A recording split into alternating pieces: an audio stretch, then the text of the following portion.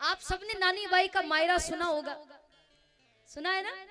नरसिंह मेहता, नरसिंह जी ने भगवान को इतनी गालियां दी, इतनी गालियां दी। और गाली क्यों दी? क्योंकि भगवान कृष्ण मायरा लेकर आ रहे थे। मामेरा, मामेरा सब समझते हैं। नानी बाई की बेटी का विवाह था, नरसिंह जी की बेटी नानी बाई और नानी बाई की बेटी का विवाह था। और नानी बाई भगवान कृष्ण को अपना भाई मानती थी, उनका कोई सगा भाई नहीं था। भगवान कृष्ण को, कन्हैया को अपना भाई मानती थी। और कन्हैया से कह दिया था कि तुझे मामेरा लेकर आना है, तू जान, तेरा काम जाने, मैं कुछ नहीं जानती हूँ, मेरी हंसी नहीं होना चाहिए वहां पर। नरसिंह जी ने भी कह दिया था कि प्रभु विवाह में आपको आना है और मायरा लेकर के आना है।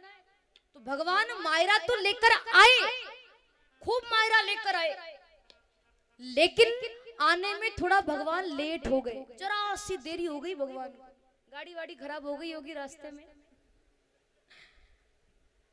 तो भगवान थोड़ा लेट हो गए आने में। जरा सा लेट हुए भगवान, इतने में तो नरसिंह जी ने 50 गाली दे दी भगवान। और कैसी गाली दी, आइए आप और हम गाते हैं, ताली बजाकर मेरे साथ कहें। हो भगता रे क्यों नहीं आयो सा, भगता रे क्यों नहीं आयो सा, आओ मारा नटवर नागरिया, हो पधारो मारा नटवर नागरिया, आओ मारा नटवर नागरिया, हो पधारो मारा नटवर नागरिया। भगता रे क्यों नहीं आयो सा, भगता रे क्यों नहीं आयो सा, आओ मारा नटवर नागरिया, हो पधारो मारा नटवर नागरिया। आओ मारा नटवर नागरिया, ओ पधारो मारा नटवर नागरिया। ताली बजाइए आप।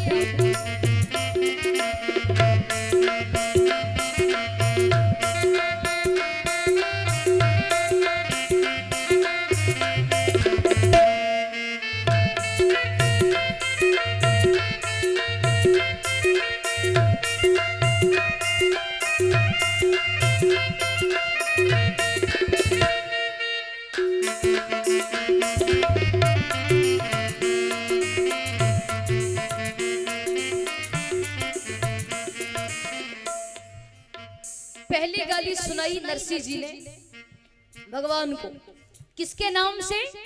शबरी अम्मा के नाम से पहली गाली दी। और नरसिंह जी कहने लगे, शबरी कई थारी भूवा लागे, जिनका झूठन खाया सा, ओ शबरी कई थारी भूवा लागे, जिनका झूठन खाया रे।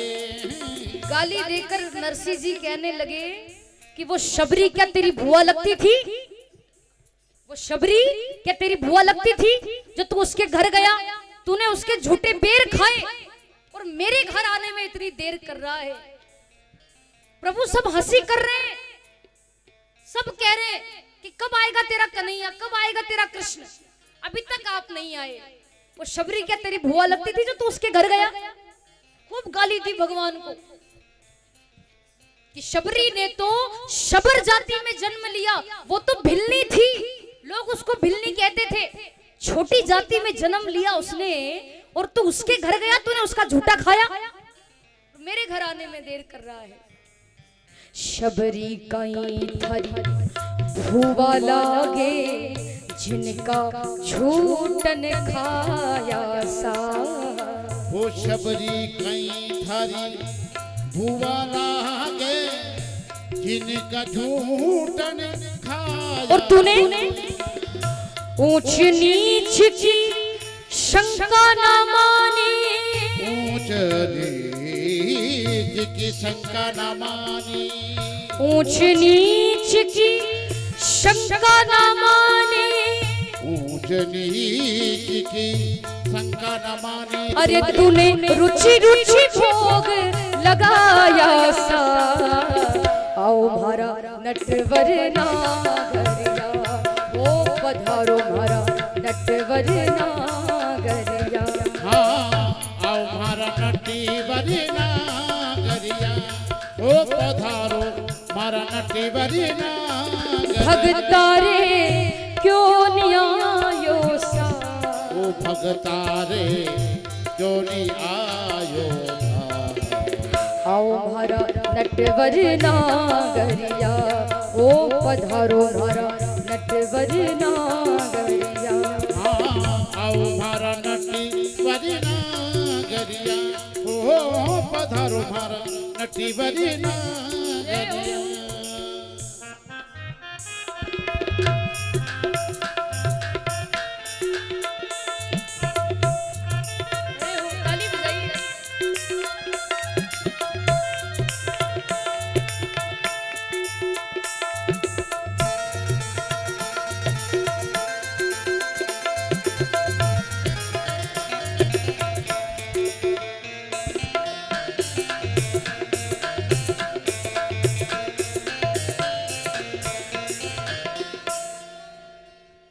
शबरी अम्मा के नाम से गाली सुनाई और दूसरी गाली दी नरसी जी ने कर्माबाई के नाम से। बड़ी प्यारी गाली दी। ऐसे गाली प्यारी नहीं होती पर वो प्रेम की गाली है इसीलिए प्यारी है। उसमें कूट कूट कर प्रेम भरा हुआ है नरसी जी का। भगवान से कहने लगे कर्मा कई थारी काकी लागे, जिनका खींचड़ा खाया सा। कर्मा कई थारी काकी लागे, जिनका खींचड़ा खाया था। वो कर्मा बाई क्या तेरी काकी जी लगती थी? कर्मा के तेरी काकी लगती थी जो तू उसके घर गया, तूने उसके वहां जाकर उसका खिचड़ा खाया। खिचड़ा समझते हो आप? इधर खिचड़ा, राजस्थान में उसको खिचड़ा कहते हैं और आपके यहाँ उसको खिचड़ी कहते हैं। खिचड़ी राजस्थान की भाषा में वो खिचड़ा हो जाता है। तो नरसी जी गाली देकर कहने लगे कि वो कर्मा क्या तेरी काकी लगती थी जो तू उसके घर गया, तूने उसके वहां खिचड़ा खाया। और कैसे खिचड़ा खाया, छोटी सी कथा है, आपको मैं सुना देती हूँ तो आपको पूरा प्रसंग समझ में आएगा। एक बार कर्माबाई 8-10 वर्ष की बालिका थी, 8-10 साल की बच्ची कर्मा। उसके पिताजी छोटे से बाल कृष्ण की सेवा पूजा करते थे। उनको स्नान करवाना, उनको वस्त्र पहनाना, उनका श्रृंगार करना, सारी सेवा करते थे पिताजी। एक दिन उसके पिताजी ने कहा, कर्मा के पिता ने, कि बेटी मैं बाहर गांव जा रहा हूं, किसी काम से मुझे बाहर गांव जाना है, तो जब तक मैं बाहर गांव से लौटकर ना आऊं तब तक तू मेरे ठाकुर जी की सेवा करना।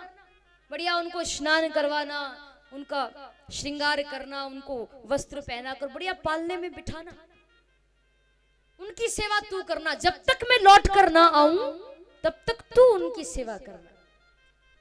कर्माबाई के पिता ने ये बात कर्मा से कही और जाते जाते ये भी कहकर गए कि बेटी सेवा तो करना, पर सेवा करने के बाद, उनको स्नान करवाने के बाद, बढ़िया पालने में बिठाने के बाद में तू उनको भोग जरूर लगाना। पहले वो खा ले, उसके बाद में तू खाना। उनको बिना भोग लगाए तू खाने मत लग जाना। पहले उनको भोग लगाना, उसके बाद में तू खाना। वो खा ले, उसके बाद तू खाना। ऐसा समझा कर गए पिताजी।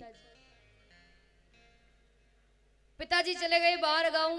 अगले दिन कर्माबाई सुबह जल्दी उठी, घर का झाड़ू पोछा किया, स्नान किया, भगवान के मंदिर में गई, छोटे से बाल कृष्ण को उठाया, स्नान करवाया, बढ़िया श्रृंगार किया, वस्त्र पहनाए, पालने में बिठाया।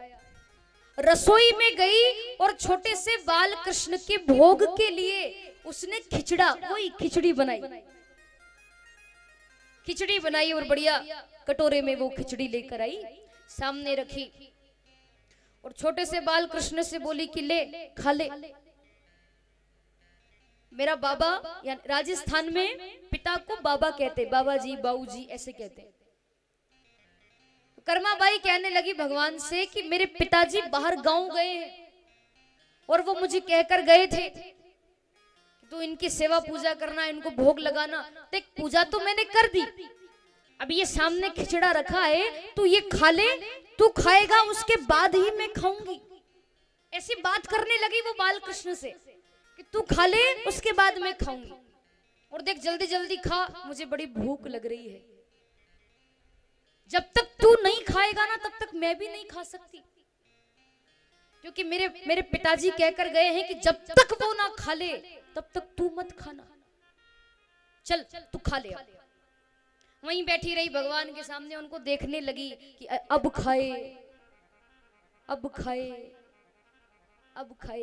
कर्मा 8-10 वर्ष की बच्ची थी और उस बच्ची को ऐसा लगा कि सच में भगवान प्रकट होकर मेरे सामने खिचड़ा खाएंगे, तो वो इस इंतजार में बैठी रही कि अब भगवान प्रकट होकर खिचड़ा खाएं, अब भगवान प्रकट हो, अब भगवान। 1-2 घंटे हो गए, भगवान प्रकट ही नहीं हुए, क्योंकि भगवान ने भाव से भोग लगा लिया था। जैसे भाव से भगवान भोग लगाते हैं, ऐसे भाव से भोग लगाया और हो गया उनका।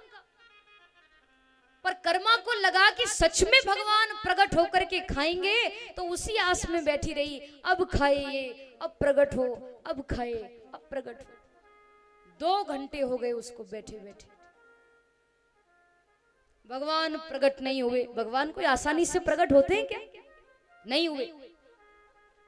और जब भगवान प्रकट नहीं हुए तब कर्माबाई ने सोचा कि ओहो, मैं तो भूल ही गई कि मेरा बाबा जब तुझे भोग लगाता है तो वो पर्दा करता है, तो पर्दे में खाने वाला है ना। मैं तो भूल ही गई। ले मैं ऐसी बैठी हूं, तुझे याद दिलाना चाहिए ना।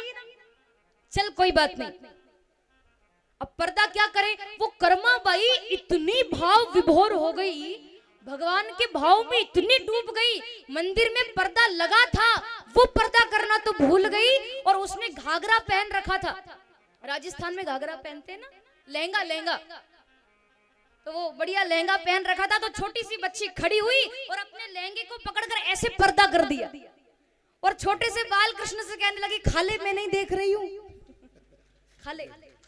ऐसे पर्दा कर दिया उसने, लहंगे का पर्दा किया और कहा कि खाले मैं नहीं देख रही हूँ। और जहां ये पर्दा किया, आहा, छोटे से बाल कृष्ण तुरंत प्रकट हो गए। इस बात पर भगवान रीझ गए, इतनी सी बात पर भगवान प्रसन्न हो गए और मूर्ति में से बाल कृष्ण प्रकट हुए और भगवान वो खिचड़ा खाने लगे।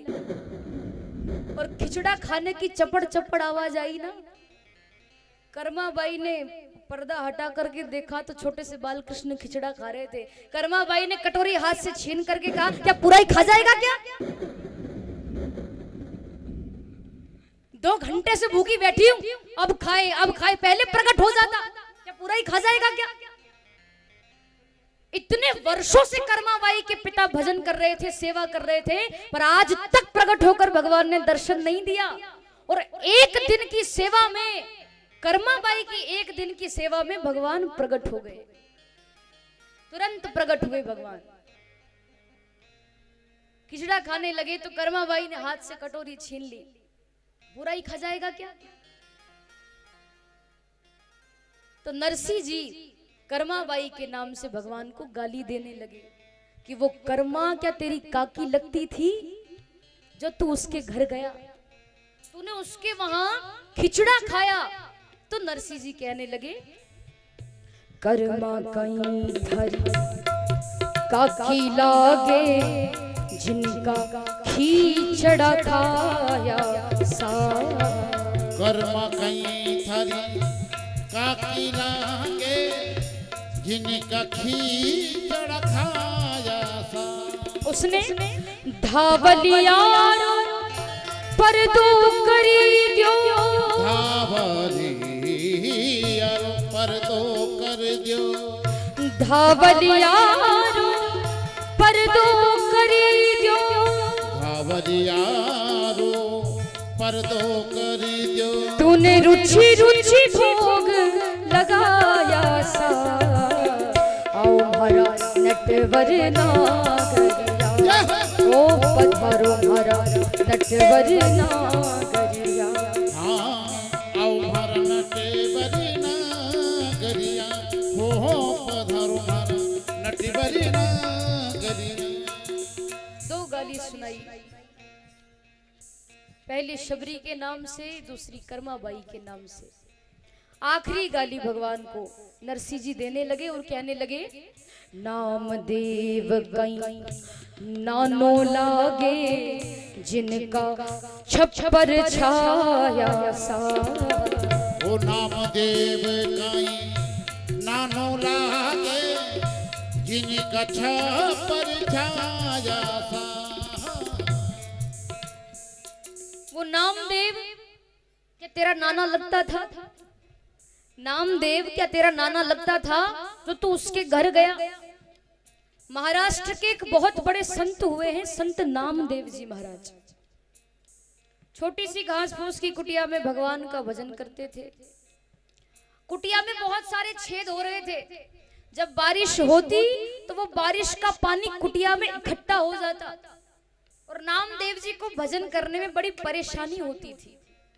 हालांकि नामदेव जी को कोई फर्क नहीं पड़ता, वो तो भजन करते थे, पर भगवान को फर्क पड़ा कि मेरा भक्त पानी में बैठकर भजन कर रहा है। तो नामदेव जी के लिए भगवान नारायण, भगवान कृष्ण मिस्त्री बन गए। जो घर बनाते हैं उनको क्या कहते हैं? मिस्त्री। तो भगवान बन गए मिस्त्री और लक्ष्मी जी को अपना सहयोगी बना लिया। लक्ष्मी जी और भगवान नारायण चढ़ गए नामदेव जी की कुटिया पर। लक्ष्मी जी तो वहां ऐसे घास फूस, भगवान तो घास फूस डालने लगे और लक्ष्मी जी उसमें बंद बांधने लगी। भगवान मिस्त्री बन गए भक्त के लिए। तो नरसिंह जी कहने लगे कि वो नामदेव क्या तेरा नाना लगता था जो तू उसके घर मिस्त्री बनकर के चला गया और मेरे घर मायरा लेकर के अभी तक नहीं आया? मैंने तेरा क्या बिगाड़ा है? नामदेव कई नानो लागे जिनका छप्पर छाया सा। ओ नामदेव कई नानो लागे जिनका छप्पर छाया सा। मार मंडासी छावन लाग्या, मार मंडासी छावन लाग्या। हो मार मंडासी छावन लाग्या, मार मंडासी छावन लाग्या। लक्ष्मी बंध बंधाया सा आओ भरा नटवर नागरिया ओ पधारो भरा नटवर नागरिया। आओ मारा नटवर नागरिया ओ पधारो मारा नटवर नागरिया। भगतारे क्यों नहीं आयो सा, ओ भगतारे क्यों नहीं आयो सा। आओ भरा नटवर नागरिया आओ मारा नटवर नागरिया ओ पधारो भरा नटवर नागरिया। ओ पधारो मारा नटवर नागरिया ओ आओ भरा नटवर नागरिया। ओ पधारो मारा नटवर नागरिया। बोली गोपाल कृष्ण भगवान